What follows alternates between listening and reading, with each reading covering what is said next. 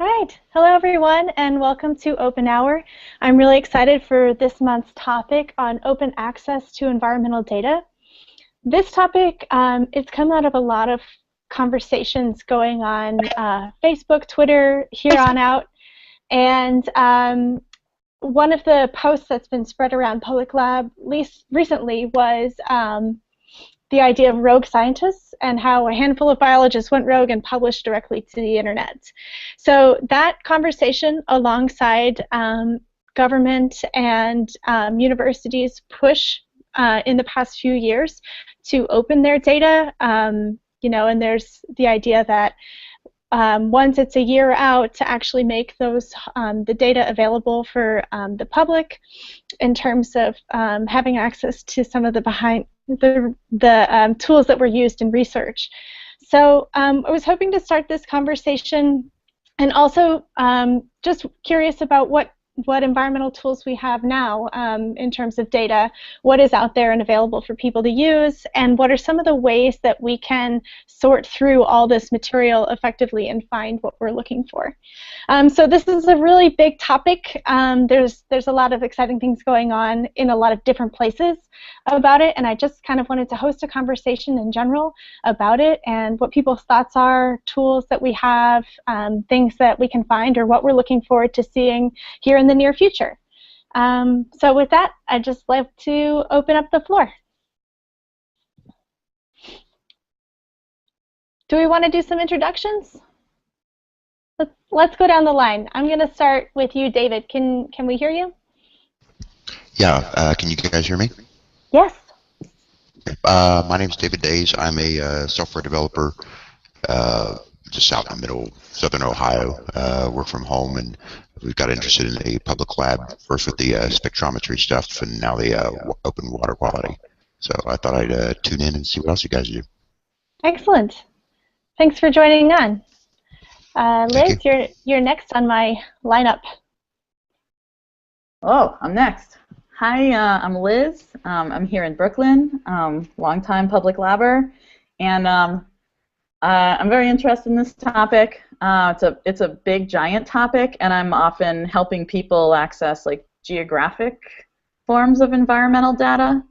But I'm interested to hear points of view from everyone on this call about how accessing environmental data has been hard. Have you done anything about it? Do you think it's important to access environmental data that may be at a different scale than the kind of environmental data that we normally collect ourselves in the community science world? Thanks. Okay, thanks. Hi, Matej. You're on my next in line. Oh, I think you're muted. Hey, can you hear me? Yes. Okay, cool. Hi guys. So finally, I made it to the next open hour. Sorry for not being here for a while. Yeah, thank you. So I'm the former oil testing kit and oil sheen testing fellow from Public Lab, and yeah, I'm still working. I'm really almost done with the final write-up.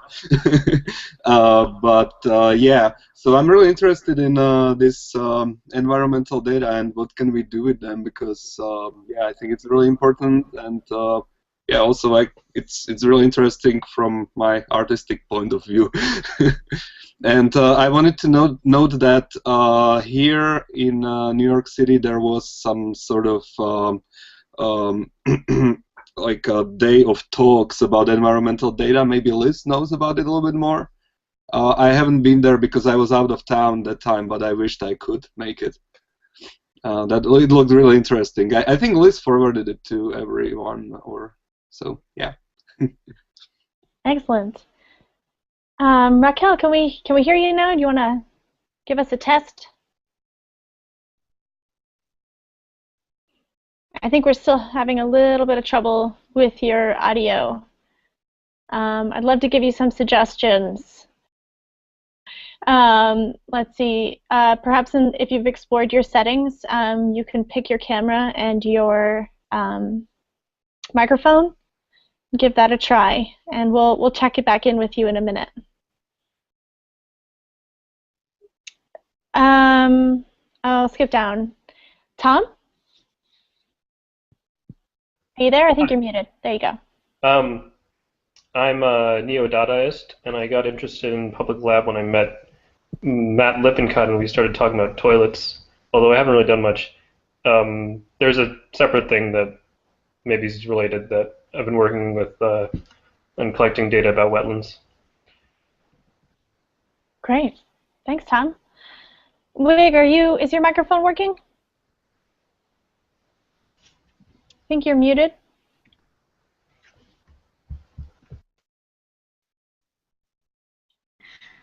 Wig emailed shortly before the call saying that he was having some audio problems and he might not be able to be heard on our call, unfortunately. Okay. Yeah, no problem. So I will say shout out. I know there's a number of people who are watching. There is a link on the OpenHour page that you can click on to be funneled into the call here. Also on that page, if you're just interested in watching, you can share out questions and comments through the chat that's below that I see some of you are on as well. So that's kind of how we can work this online, offline business on OpenHour if you're choosing to be live or not. Great, thanks everyone. I'm really excited that you're all here and able to join today. Does anybody want to start off with any comments or ideas or things that you've been thinking about on this topic?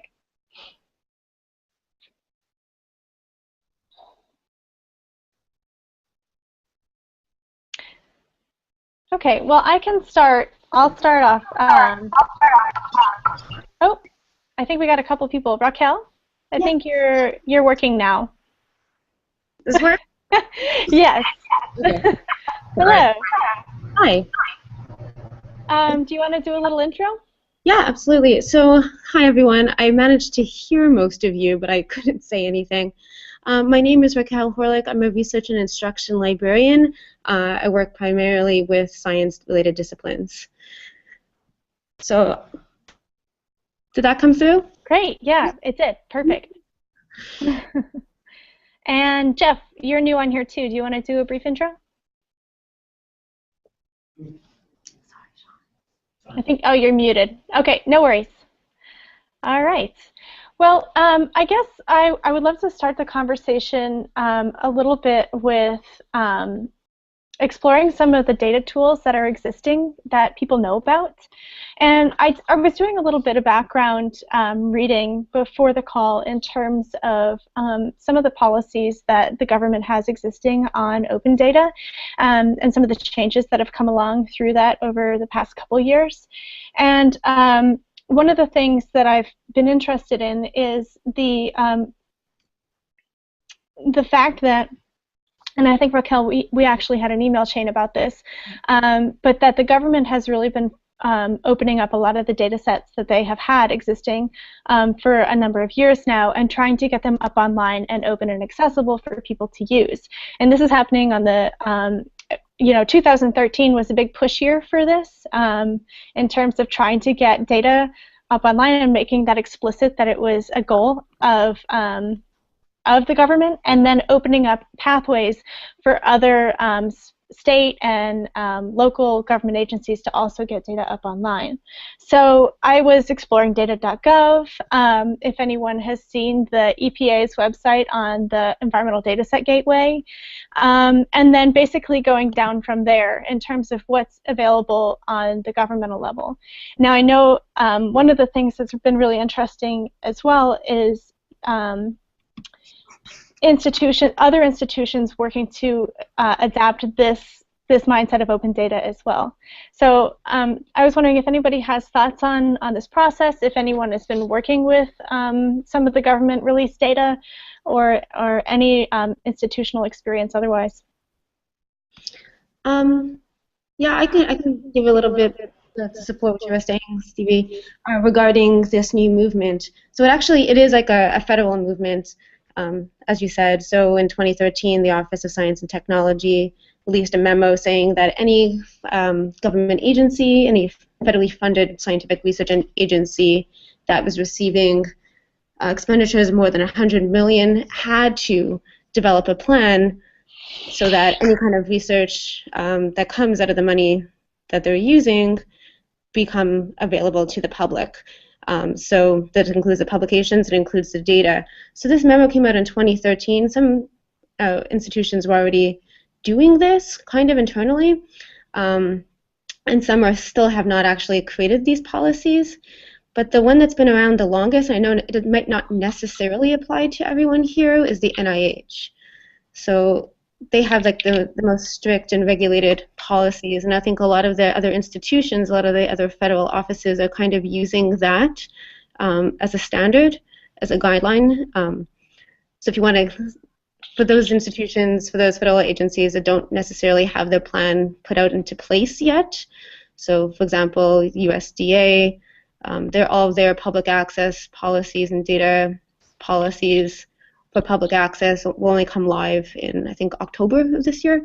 If you want to get a sense of the future, you could take a look at the NIH policies. And they not only mandate the publications and the data, which they will all be doing, they also have the quite clear consequences for those who do not comply. So I think that's really exciting act and move towards the future. So if you do not comply with NIH and you don't make your data available, then you will not get any more money from them. So I think that'll be kind of along the lines of the future. Anyways, that's just kind of a side note if you're interested in seeing what that's like. But for the most part, you know, a lot of agencies have already, especially those related, including those related to environmental and earth and environmental sciences, already implemented the policy. So there are a lot of repositories available online, or at least guidance to find the repositories. Mm-hmm. Yeah, sorry. So I'm getting an echo here. Let's see who that. If you're not, you mute. And that should cut down on the echo. Okay, that's a little bit better. Raquel, I just wanted, I was particularly interested in your experience coming from Tulane, right? You're at Tulane. And I guess some of the conversations that people have been having about the data that Tulane has been working with, and what is the idea and the mindset of shifting that so that it's open, and can we be excited is going to be coming available? Oh, that's a good question. I guess the difference is open does not necessarily mean like open like widely available. Do a Google search for it, and then you'll be able to actually, export the entire, data set, for example. So open for public access just means that, you have some metadata. So when you're finished with your publication, you might have like a supplement to it that includes like, here is the citation for the data set. So it'll include, if it is stored in an open repository, a public repository, and there are many that are like publicly available and publicly known, and it might just be available through there that you can actually just download it right off of a website. Alternatively, it might be password protected, so you would have to reach out to the PI or the team and ask for permission to get, as we're all kind of familiar with. You see something you want, you ask, can you share this with me? And for the most part, they have to, but there could also be embargoes, so they don't necessarily, if it's related to something maybe has patentable information, or they could be using it for, business purposes, proprietary information, they might not give it to you until the embargo period has passed. So it's really exciting from like a PI's perspective. I think a lot of people, especially scientists working with like climate change, like they want their information to be out there and readily available, but they also see it as, now we have to create a data management plan. So now we have a different, more administrative work to take care of, and we have to make sure it's going to be available. What's going to be the cost for that? So I think there's also the anxiety associated with this as well. But yeah, Tulane does not have like a repository in and of itself, so we usually guide PIs to known repositories for their data. Mm-hmm. And I can share some of those links as well. Yeah, that would be great. So I'm curious about, from your experience working with Tulane, how will people be able to discover what is available as it becomes available? And how will, I guess like you were talking about some of them being password protected, how will we know like who the right person is to talk to, and if it's something that we can, get your hands on, or something that's behind some of these walls? Yeah, no, that's a great question. I think it comes up in conversation amongst the PIs. I mean, we do have like a workshop that we deliver using the DMP tool, which is a tool to help people develop their data management plans, which is all part of this giant policy. They have to clearly state well in advance, what types of data do they use, what kind of metadata or data dictionaries, how they're going to preserve it, how they're going to archive it, how they're going to make it available. Mm-hmm. So within that the confines of that context, it comes up a lot because people need to find a repository in order to include that as part of their plan. Right. And we don't have our own repository, so we kind of guide people in that direction. Certain journals also require that as a supplemental material you include the citation for your data. So that's an exciting also move as well. People are going to be using your data. You need to have these data citations created for it so that also you can get credit for your content. So that also provides the name of the PIs so that people can kind of get in touch. I think that's a huge part of it. And then there are some like initiatives. Actually, one of them can't remember right now, but like ResearchGate and academia.edu, and even through Twitter, people get in contact with each other and ask for their data, or sometimes, such as ResearchGate, the data can actually be stored on that site, or a link to it can be included on that site. Yeah, we're still trying to get a sense of in our local environments what's happening here. We've been talking to PIs, just going to get a general sense of what are their immediate needs and immediate concerns. But I think the concerns regarding public access is more of their privacy or the worry that someone's going to misuse their data more than anything else. That's why you can assign, again, once you're making your stuff publicly available, does not mean that anyone can do whatever they want with it. You can assign copyright to it as well if you want to, or Creative Commons licensing. Mm-hmm. I don't know. Does that kind of answer your question? Yeah, absolutely. Yeah. So I think they talk to each other. If you publish in a specific journal, they might tell you, include your supplemental material here. Some of the public, some of the government departments might tell you where you should have to store your data. So I was trying to think. So like the Department of Energy, tells you where you need to store your articles, for example, so everyone will at least know to go there for articles that are publicly available. And they might later develop also a repository for that as well. So that we might be seeing a lot of that, individual government offices creating like a landing page, like this is where all of our articles are going to be, this is where all of our data is going to be. Where it stands is that for articles, more government agencies are doing that, so at least you know where to go.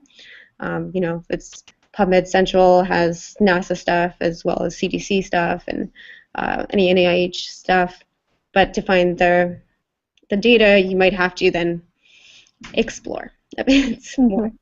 So I think that'll be more organized, more centralized, hopefully, going further. But there is a lot of, takes some time, a lot of technical challenges, legal challenges, space challenges. So, I have a question for Raquel. And is it Raquel, by the way? Are we saying it right? Yeah. Okay, great. Yeah, I'm really excited to have a librarian on the phone here, and I mean, there's a there really are a lot of different repositories. So I wanted to ask a more specific question. Yeah. Something you said about you're like, sometimes you have to contact the PI. And it made me think that you might know about some way to, for instance, like NSF-funded research by location, like the kind of things that aren't published like under a government agency and are maybe like not available at a nation scale. Do you know anything about that? Yeah, because there is that like embargo period, so you can have stuff that's published, that was funded by the NSF, and an article just comes out, it's a new article. If those authors did not choose to make their article open access, whether by publishing in an open access journal or making sure that they retain their own copyright and they publish a preprint to their website or pay to have their article open access, it's not going to be found, like you can't find it through, like the article, the contents itself won't be findable through an NSF, for example, site, because there'll be a paywall. But yeah, in terms of like where, like, so there's a difference between like the other open access stuff, which the open access stuff might eventually then be public access if it's funded, within a 12-month period, or it could be a 2-year period, it could be longer, or they could just be making it readily available by retaining their copyright for the pre-published manuscript. Sorry, does that answer your question? Kind of. Coffee hasn't kicked in yet. I think so. So there isn't one place to search then. Across the board for everything? No, not for everything. Specifically for by location. By like, location. Yeah. So you're looking for, specific to your geographic area location, or the? Mm-hmm. Yeah. For that, I mean, if you would search a regular, a database, if you have access to a database. I missed a little bit of the introductions. I'm not too sure if you're associated with a university, but then often there's filters, and you could refine at least the content of the articles to your geographic location. Okay, yeah. So it would be, you're saying it would still be through starting with an article and then going like research group by research group and making contact with them. Yeah. Okay. Or you could even start with a research group. If the research group is an author, then you can search by that. For many of these fields, even in Google Scholar, by author, often authors are research teams. If you know exactly what you're looking for, you can do it that way. Yeah. But it's almost like you have to have access to the article first to know that that's out there, which is one of the things that I think has been coming up a lot lately in terms of even for both sides, not just for people to access the data, but for researchers to just get their information out earlier and not going through all of the rigmarole that they get with publishing. So it's almost like a double. Both, or at least two of the sides here are fighting for the same thing for a little bit of different reasons. I would agree. It's a huge problem because how many people can really afford these articles in the get-go? What's going to happen? They become more and more expensive. Yeah. So like for the actual individual, what I would say is, if you're publishing something or you're writing anything, or if you're writing anything and you don't plan on publish, make it available. Maintain your copyright. So there are initiatives that'll help you do that if you are submitting to a publisher, like Spark, and I'll include some links afterwards, which will help you at least maintain the copyright so that you can share the information available, because otherwise it's the publisher who owns the article, and if you share it, you're violating copyright law. That's a problem. It's a huge problem. And then, yeah, you can maintain it, or you publish open access, or which is a thing that comes upon whole disciplines to kind of take it on and see the joy of open access, so that everyone can have access to the same material in a timely fashion. But otherwise, publishing, using these big companies, Springer and Elsevier, and they don't want everyone to have access to it. They only want the elite, the few who can afford it or have access to a library that is able to purchase it, or waits after the 12-month embargo, and hopefully it should be available public access thanks to the Office of Science and Technology. Yeah. So I want to ping in here on both Tom and Jeff have written in comments in the group chat. And Tom, I saw in here that I know you know a bit about searching data sets. From listening to some of these that are coming available, do you have any key insights or ideas that would help make this a little bit more accessible? I do. There are so many ideas about the entire conversation, I suppose, that I've been thinking about. But I guess, yeah, I'll just talk about this one. Like 3 years ago, I started, people said I knew something about open data, and I didn't really know what that meant. So I was thinking I wanted to know what this open data was. So I went to all these open data websites, and I wanted to, see what was on them, because I thought there was so much cool stuff on them I wanted to see.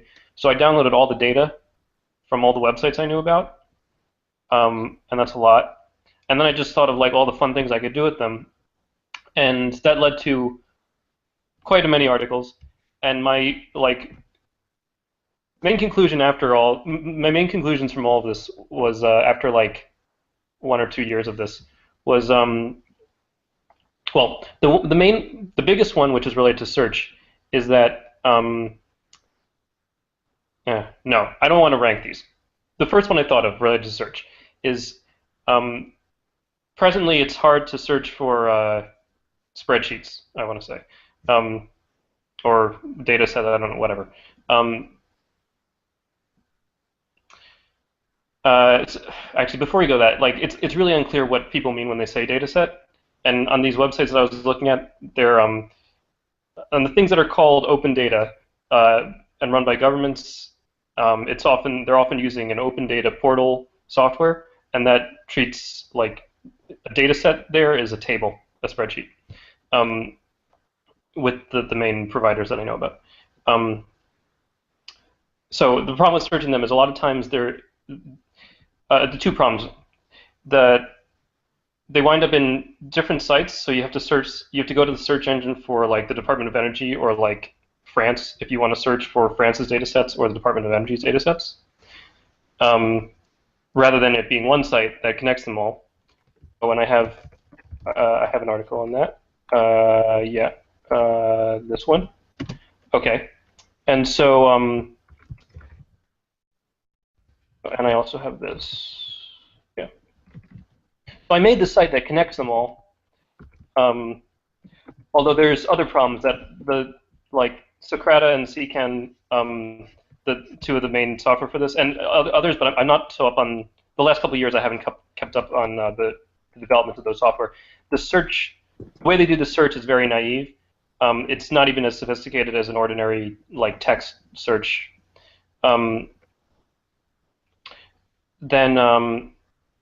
Sorry, I'm rambling too much. So the first problem was the data are all in different websites, and you have to go to all the different websites and search. So I made, as the prototype, here's what website that searches a bunch of websites at once.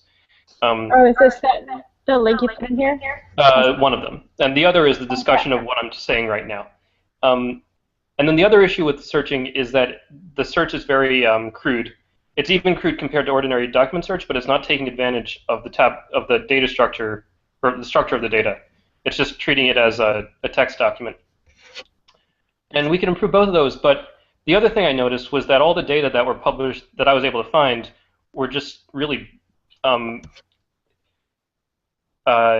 lot of it was too aggregate to be interesting, and it was lacking the right metadata in some cases. And so there's the push to get all the data on, but a lot of it wasn't that useful to me, or wasn't that interesting to look at. I was just looking for interesting things, and a lot of the data set's really small, but that's actually sort of okay. I think we should just publish all the data that's okay to publish. Like if there's not a yeah, exactly. What David says. Yes. So the search engines that we are like designed for searching XML trees and not for searching spreadsheets. Um, so yeah. Oh yeah, yeah. You should just put all this stuff up there because it might be useful to someone later, as long as there's like no private information or something. But you shouldn't. You should expect most of it will never be seen. Like no one's going to care about it, and that's fine. But also, well, now I'm going over from the topic of search. I think like it's less important to have like very good structured information. It's more important to just like have all your sources and put it all up there so that later someone, most likely you, in fact, can like figure out what was going on because you one person won't be able you won't be able to determine like what you in the future or what's going to want to do with your data. It's just like put everything up there in the messy form and make it easy to find. So I yeah. want to ping in if someone wants to explain a little bit about metadata, because it's a really interesting topic. Oh, okay. Wait. I'm getting an echo. Oh, that's me. That's me probably. Okay. Oh, okay. Wait. Metadata. It's no different from. I have a thing on that too. Fine. Someone else can talk about it, and I'll find the thing. Okay. Does somebody want to ping in on metadata? Yeah, Raquel? Okay. Am I muted? Nope, I got you. Okay. I talk a little bit about it. Basically, metadata is data about data. So it's like the descriptive information that you can use to then understand the information.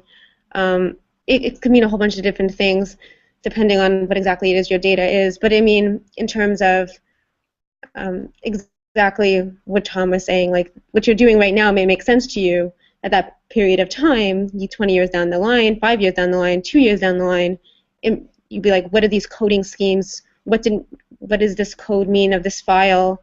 These heading types? What did we do to the data? Any kind of manipulation? How do you like get from this kind of file type to a different type of file type? Any kind of data dictionaries? Like it's like it includes all the procedures and all the process so that you yourself can look at the data 2 years ago and actually make sense of every single column, every single row. Why is it called this way? What did we do to this? And somebody else who comes into your lab or into your working team can also understand it in an easy format. And now it's actually being required of. So Tom was mentioning, the metadata kind of, a lot of the open data out there, the metadata is not useful. So like, you don't really know what you're looking at. Sure, you have all these documents. What does it mean? There's no one telling you what any of these files really look at, or what they've done to it, what kind of manipulations happen to it, what kind of technologies they use to get that data. Whereas now there's more and more of a push towards using the different types of metadata schema. So at least for the federal funding agencies, you need to clearly state, I'm going to use a metadata, I'm going to use a schema that is known within my field. So there were a lot of standards, metadata standards. Or you have to explain, if you're not going to use a standard, how are you going to create these? You can use a data dictionary. How are you going to then pass along this information? If you just do like a metadata schema for your field, do a Google search for that, you'll probably get some nice samples that you can kind of follow. And it's important to look at this to consider if you're going to use a standard, you're going to create your own, how are you going to keep track of information, how are you going to code things, how are you going to name things well before you start your research, just in case you do want to put it into a repository and you don't have to retrospectively go back and change all your fields. So that's just a little tidbit. Thank you. Yeah. So I'm also interested in relating this a little bit to a couple other things. One is, so when people say we get access to an environmental data set that we're interested in exploring. What are some useful tools, and I have a couple examples that I was sent ahead of this call that people can use to sort through the data to find the things that they're looking for. So maybe an example is, and this is like previously, the TRI database on the EPA was really terrible about exploring, and you had to really sort through a lot of the raw data to get the story of the data and what it was really trying to tell you. And they've done a lot of things to make it a little bit more accessible in the past few days, or not past, sorry, past few years. And I guess I was just interested. Say we run across a information about a data set. What are some tools that people can use to sort of go through it, and what are things that people who manage data sets that they're looking to make them accessible can do to help users understand the data?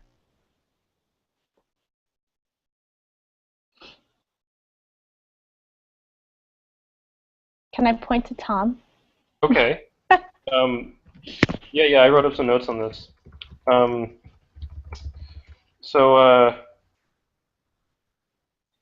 Well, actually, no. I'm going to finish my comment on metadata, which I can argue is related anyway. I think I kind of don't see a useful or meaningful distinction between metadata and data. But that said, the piece of the thing that people call metadata that I think is important is a reference to someone else who can tell you more about the data. And maybe that's relevant to analysis. But yes, tools for analyzing.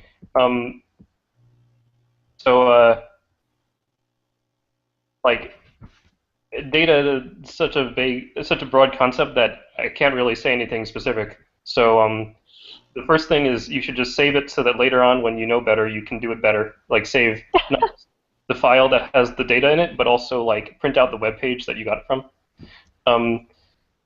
But then after that, so maybe you come up with a spreadsheet and you want to, I don't know, make a graph or something. And at that point,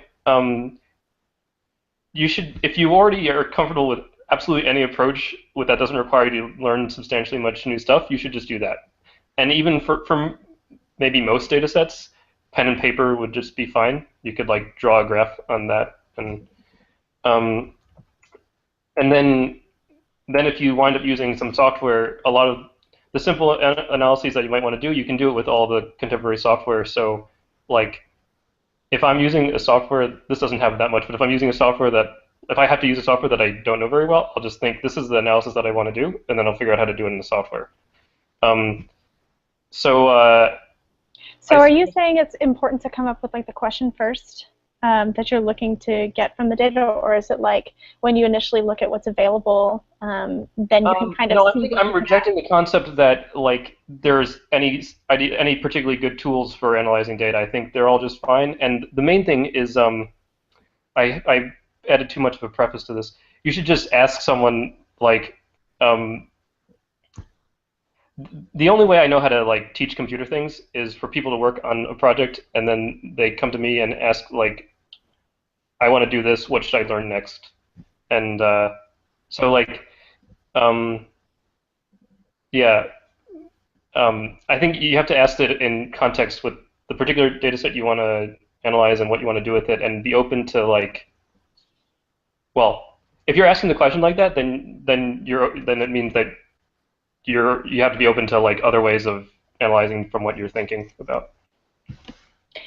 I guess I want to bring in a resource that has been shared a little bit around Public Lab from a Public Lab organizer, Catherine D'Ignazio, who's been working on putting together an open source tool to help beginners work with data. And so it's like an on-ramp.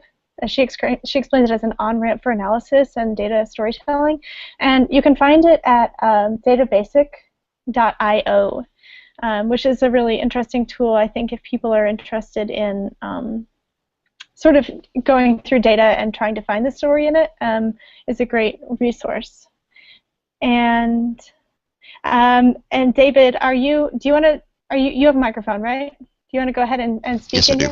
Okay, great. Well, what I was saying was, sound like Tom's kind of along the same lines that I'm thinking that with all the different researchers and different formats and different types of data, robotics, environmental, water quality, now we got the Internet of Things going to be flooding data recordings all over the place. Don't wait for a project to put all this together, get it out there in CSV format, Excel spreadsheets. If you have somebody write web services, apply it, or searchable, do that, and then people can come along later to use it. What he was talking about, metadata, I agree. It's just data. It's just a cheater to point to the other stuff that you're going to search more deeply. So if you're looking for geographical or water quality for a certain waterway or watershed, then what you would do is find the information that says in the metadata, this is about this particular watershed, and reject the 50,000 others that aren't relevant. Then you get down into downloading the actual data and digging into it. But to Tom's point, I think getting it out there somewhere first and finding a place to either centrally locate it or at least register that it's there is just as important as trying to come up with some kind of format to dig through it all. That's all. Let me take your thoughts a little bit further. I think not only don't wait for the good tool, but also even if there's a special tool that exists, you don't have to learn it. Right. Only learn it if you really, really need to. I try to avoid learning things. Me too.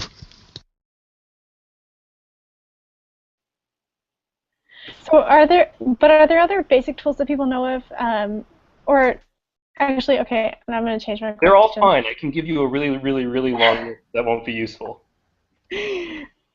Okay, here's a different question. How do you, say you come to a data set that you think has information that you're interested in, but it doesn't have metadata about what it is, how do you know what initially to look for? There is metadata because somehow the data set came to me. Or you have to give a more specific example. If a person gave me a spreadsheet that has code names for the headers, then I ask the person. I guess I'm thinking. Actually, sorry. You can also figure it out, but it's if you have if you just have no idea what anything means. But I'm not talking I'm not talking about that. I might be able to chip in a thought on that one. I helped out with a project called BFA, MFA, PhD about the cost of education in the arts, and we looked at some really big government data sets on how much people paid for different degrees over the past, gosh, I think it was like 50 years. And one of the things that happened is that as the study expanded year on year, they would try to count things differently. So they try not to do it too often, but like a 50-year study or a 50-year census, I guess, more like it. They at some point thought, well, maybe we should count blacksmithing as metallurgy instead of as some other category, and so they moved it.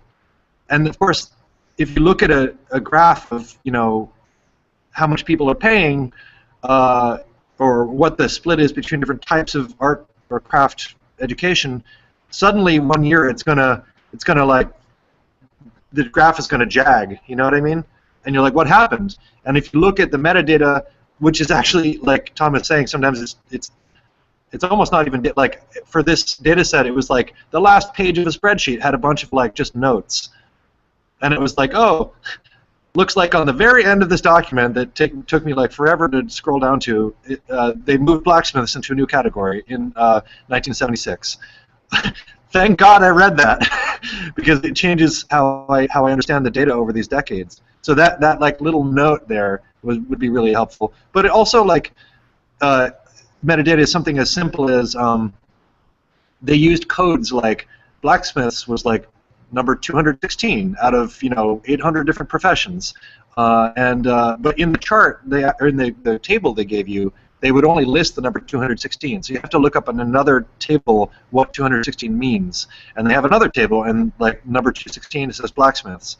So it's just interconnective stuff that is sort of mind-numbingly boring sometimes, but can also be the key to understand what you're looking at, because over 50 years, like, people are, it's, you know, if you only input the data once per year, it's sort of hard to think that someday someone's going to look in this data and try to extract meaning or tell a story about how much people are going into debt to get a degree, and, and they're going to be completely confused about what you're talking about just because this little change you made halfway through this 50-year process, you know?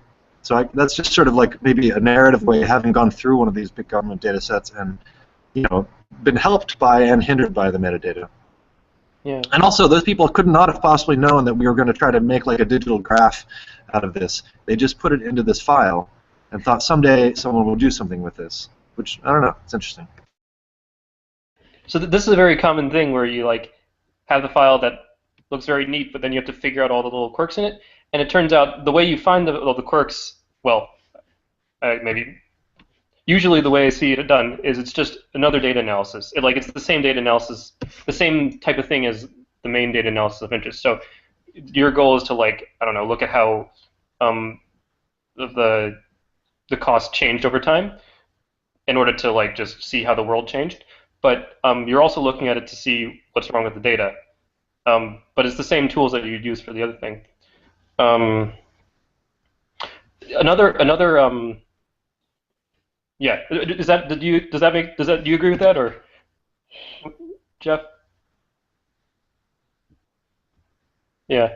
So the other thing you could do, which I do a lot, and I forget that I do because it makes things so easy, is you can try to change your analysis such that you don't depend on the data being good, or you can report it like you can be like if you know exactly why, like, the certain thing you're looking for, then maybe it doesn't actually matter to you whether blacksmith is categorized properly. So, like, maybe you don't say that this is correct. You say, like, the data that we got, which they don't mean exactly what this thing is, but they're enough to allow us to investigate that other relationship.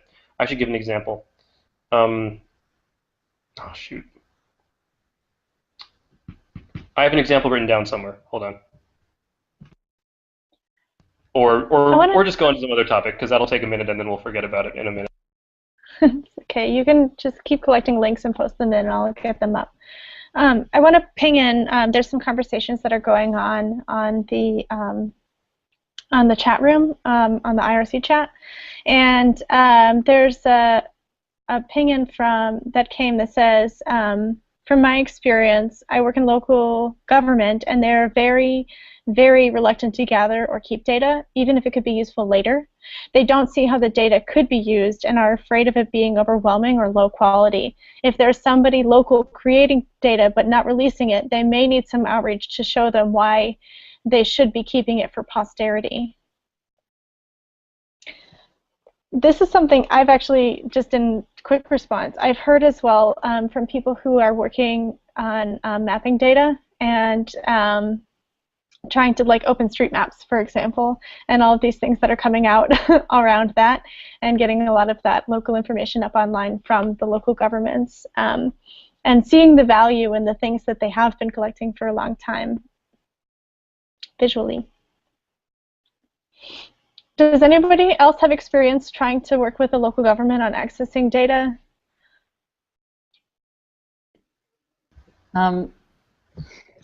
I do, but I have to confess an enormous bias, so large that I am happy for no one to agree with me at all, and I'll be totally fine with it. But I have worked a lot with the City of New York on environmental data, and my entire experience is that there is no useful environmental data at an actionable scale for local environmental issues.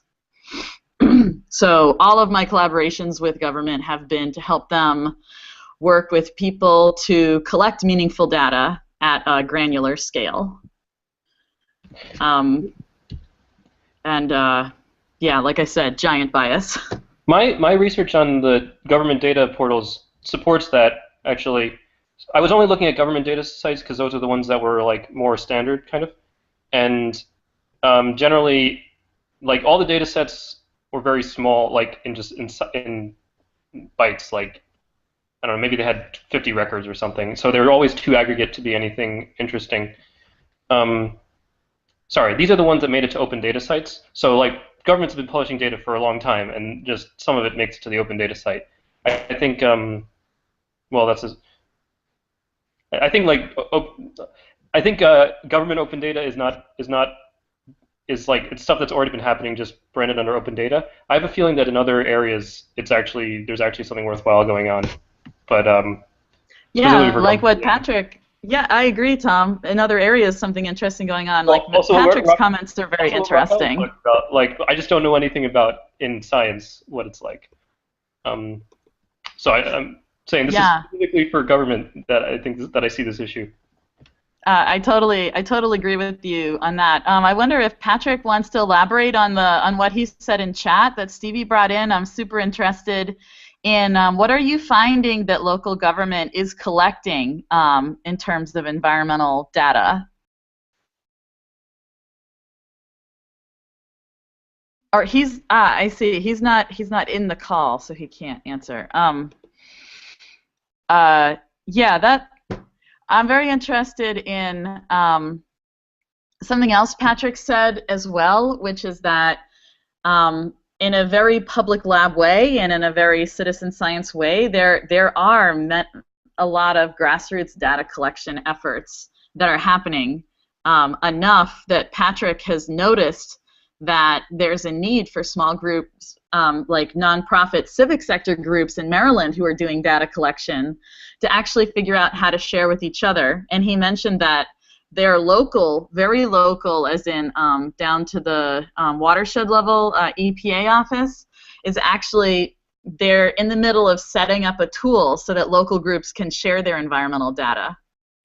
And so I'm interested in a couple things on that, which is like, one question is what part of the government is noticing that there's a lot of small-scale, like, civic sector environmental data collection going on and, like, feels the need to try to help and streamline and be librarian-esque about it. And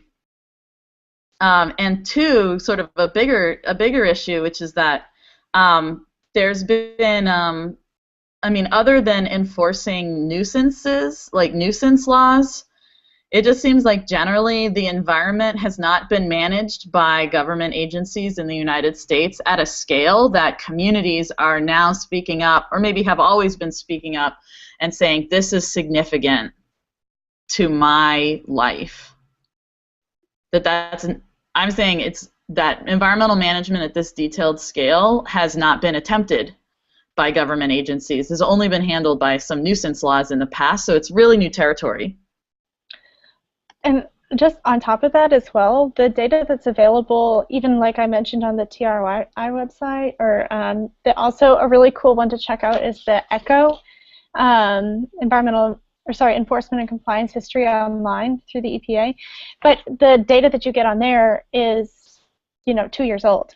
So, I mean, it's great in that it includes like local information on compliance and all these other things, but by the time you get the data, you've been exposed to this for 2 years versus maybe the state regulations on some of these things, or I'm curious about, like Liz, you're mentioning nuisance, where some of these other things can ping in not only locally more effectively, but also collecting data more regularly and can have the ability to post back about it more often.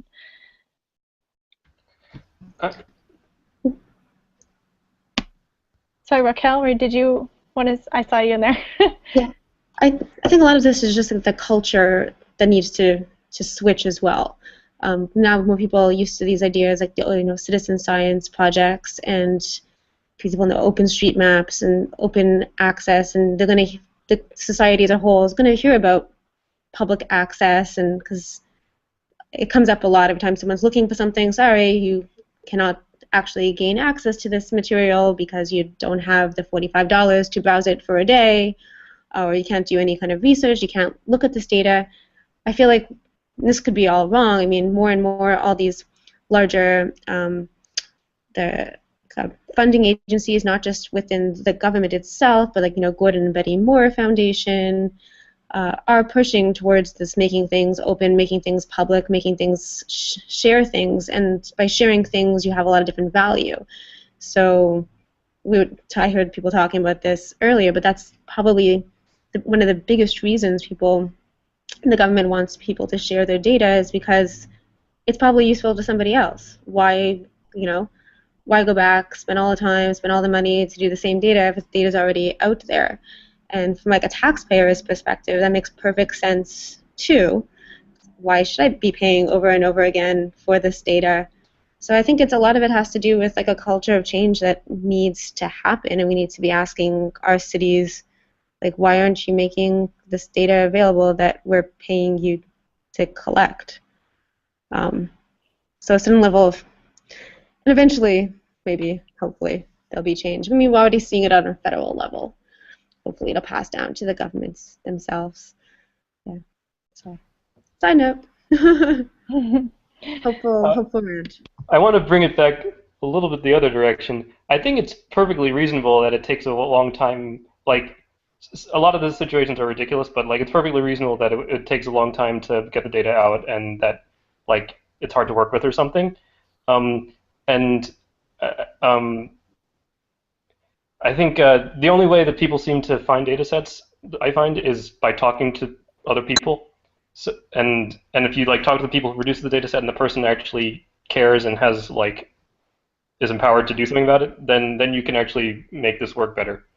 And I don't know if we can actually make that happen. Oh, yes, as you say, it's a culture change. But I just mean it's fine if it's like if it's a messy process to get to this stuff, but yeah, I'm not making any sense. We just have to like talk to other people more, and other people have to be like motivated to talk to each other. I'm having a hard time maybe like agreeing with you a little bit here about like how regular we get data, and this is one of the things that we've seen in terms of people, even the ASAP bio thing, to get back to publishing, about just wanting to get information out earlier. And I guess it's like, especially when we're talking about environmental health, it's just a necessity to have access to that information as fast as we can. No, if there's a reason to have it out soon, then yes, it should go out soon. I guess I'm too used to hearing people complain about things like not being punctual when there's no reason for them to be punctual. Okay. So maybe different examples here. Exactly, yes. Yeah. And the other thing, quick thing to like point out on that specifically, is that I think a lot of people don't know that the environmental data that the EPA is collecting through things like TRI are all self-reporting by the industries. So total side note, but every time I bring that up, it like needs that caveat, I think. Well, we have a couple minutes left, but before anyone goes or jumps off on the hour, I did want to say thank you to everyone who is watching. I know the chat room has been active as well, and everyone here on the call. So before we hit the hour, I did want to say thank you, and I will leave it open for anyone who's interested in sharing on this conversation or diving a little deeper. We'll leave the space open, but before anyone leaves, thanks. Liz, did you have something? You look like you were. Yes, for David Days. Go for it. Hello. Okay, so Liz asked that we were having a chat room discussion. I was given examples of why we would have issues getting government agencies to put out granular data. I use a Flint, Michigan example. So let's say that the Flint, Michigan water quality data is always going to be posted online. Instantly, quote unquote, meaning after somebody's verified and said, yes, this is a test or whatever. So they put it up there online. The situation one, the ideal that everybody wants is that everybody gets to look at it. Somebody's interested and notices that the lead values are going up, and everybody is immediately held responsible for, and you have immediately government reaction to it to fix it, correct? Situation two is somebody claims that there is a rise in some hazardous level, or maybe there's an anomalous reading or two in there. Downwind, somebody dumped a battery lead battery upstream of where they were doing the water quality testing. But you get a read of a higher lead count. It turns out it's not pandemic to the whole area, but now the government has to respond to that, and everybody's panicking, think their water's bad. That would be a loss in the same situation. So generally, governments don't want to put the data out there because it could either way could turn into a lot of liability and accountability. Same with road complaints. Engineers' offices, or at least in the state of Ohio, engineers' offices are responsible if they're told that there's a problem with the road that could cause a wreck or damage. They have to fix it once they're told. If somebody has a wreck, they got to pay for the person's vehicle. Well, they'd rather not put those complaints out there public to say that, yeah, 2 hours before Joe crashed through this hole in the road and killed himself, we were told that we need to fix that hole in the road. So they'd rather not put any of that information out there. Am I rambling too much, or is a point coming across? Yeah. So my counter argument to that is relying on government data to bring it out is not going to happen until you can change the mentality of the people who hold this data. On the other hand, the citizen data project, I guess you want to call this, collecting data at the lower level and putting it out and saying, this is what we do, this is how we do it, and here's what we think of our data, or other people can look at it and say whether it's good or not, is a way around that. Because until you can change the mentality of the people who could be liable for the results, they're not going to put anything out. It's better to say nothing. I'm a bit of an anarchist at heart, so.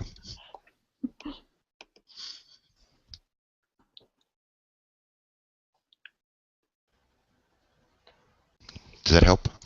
Yeah, absolutely. I think we're all kind of processing a little bit about what you're saying, but you have a +1 from Liz on here as well, which people who are watching probably can't see. So.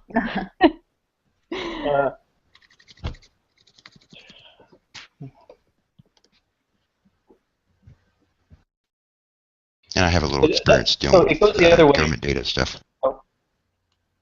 Go ahead, Tom. Yeah, so government doesn't want to put the data out because like it makes them look bad, but also other people, like people react to the data and say government or person within the government, you did something bad, and that's also not a helpful reaction. Like it's both sides. Like it should be framed as like we just want to make this better, not like you're a bad person. Right. No, and I agree. But what I'm saying is the mentality of why it's so difficult to get the data is what I was giving examples of. Yeah, and this is almost like full circle here back to like what Raquel was saying of like sort of changing the culture behind this. Is like it's a different topic, but it's a very similar sort of outcome idea, the data culture. Yeah. Yeah, definitely if we could like start educating people, earlier on, and people become more like data literate, information literate earlier on, those types of rationales of we can't trust the public because the public might jump to conclusions, so we withhold information would no longer be a viable excuse. I hear that pretty often, in terms of like, especially with more like the articles, the general public might not have the necessary skills to really understand an article, and then they can misinterpret information. We have, vaccination leads to autism, right? We had that one article, people went kind of nuts over it. Not everyone knew how to scrutinize it. So now this is something we believe. So now, we gave access to the public for this article, and now everyone has this misconception that vaccinations lead to autism. Fine, but if we don't prevent people from having access to the other information, then they'll continue to see that. Whether make all the information available, all the other articles that go against what they're saying, then they can see how one thing can be wrong. So if you have the more information can be handy to you. You can't block it off at a certain point too. Be like, okay, we're going to make this piece of information available to you, but not other pieces. And then good luck figuring out, like, just trust us, whatever we're telling you is 100% accurate and 100% true. Yeah, reality. We got this. Got Yeah. this, guys. Yeah. Everything's going to be okay. Yeah. Yeah, if we teach people earlier on, Yeah. the culture change, hopefully, it's going to take some time. We work towards it. Talk to the youngins about the importance. You're getting a lot of +1s on here, on both the chat and here. So I just want to put that out there. Yeah.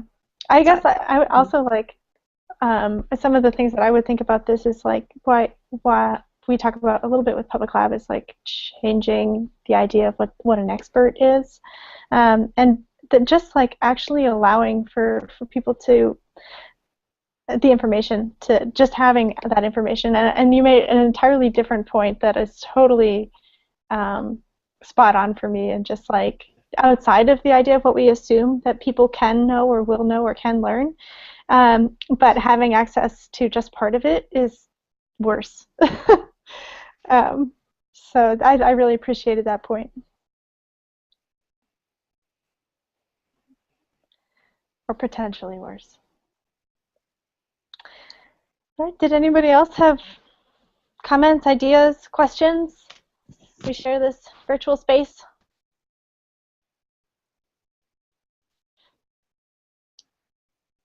Lots to think about. Yeah. Yeah, I'm really interested in some of that. We've talked about a lot of tools and ideas here, and I'll compile all the links and everything that people have shared. But I would love to see some more information on Public Lab if someone wants to start a wiki, or about some of the tools that we've talked about today, and also about some of the data that's out there, or write a research note about what you want to see, like as these things open and change. Yeah, let it be known what you want the future to look like in terms of open data. Yeah, I think that call that just came from Stevie is important. I think, what are the questions that a local environmental campaign would seek to be answering with some pre-existing data set versus going out and collecting their own data? I think there's too much open data to just put links to and catalog and be a librarian. I think it's not strategic for us, but I'm very interested in what campaign designs, what campaign strategies involve the use of some kind of government or stolen corporate data sets about environmental practices.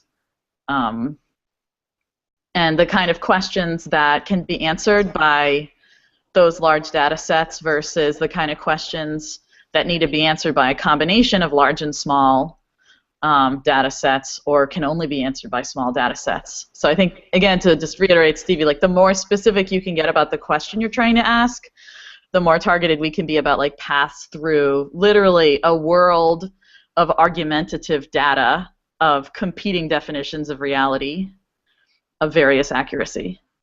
Yeah. Yeah, just like the little caveat being, I mean, for the data to be out there, that means someone would have had to have an incentive or an interest to collect that very specific, minute data. So it's something that's often the tricky part. It's like has anyone spent the time, the money, or had the foresight or directive to collect that information, and some things just might not be out there too. But I can send, I'm happy to share more information, like in terms of not links to every single repository, but there's repositories of repositories, so you can at least narrow it down to see to investigate further certain places to look for data. And share that site as well. Yeah, great. That sounds great. All right. Well, thanks everyone. Thank you, everybody. Thank you. Thank you. Thanks, Judy. All right, everyone, have a good morning, afternoon, evening, wherever you are.